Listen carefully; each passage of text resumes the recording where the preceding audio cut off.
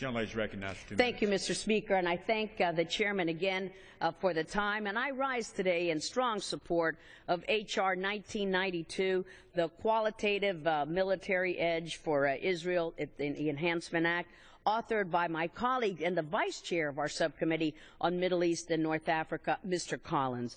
There is no better time than now, Mr. Speaker, to pass this bill and send our closest friend and ally, the Democratic Jewish State of Israel, and the rest of the world, a strong message that the United States Congress stands resolutely with Israel and her right to defend herself. The U.S. and other world leaders lamentably acquiesced and relented on the Iran nuclear deal and offered concessions to the regime in Tehran that do nothing to dismantle its nuclear program.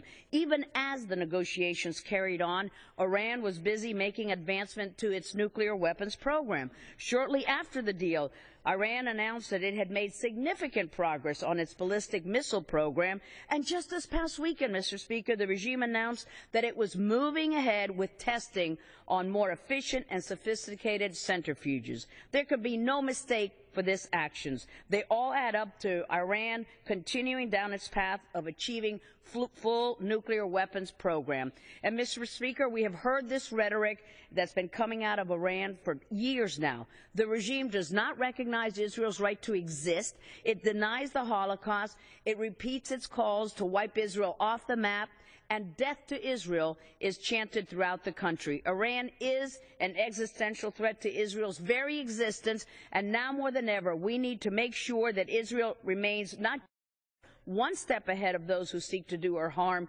but light years ahead. In conclusion, there is no room for error as Iran inches closer and closer to having nuclear breakout capability. I urge all of my colleagues to support this bipartisan measure, expressing our strong support for Israel to have a qualitative military edge. I thank the Speaker, and I thank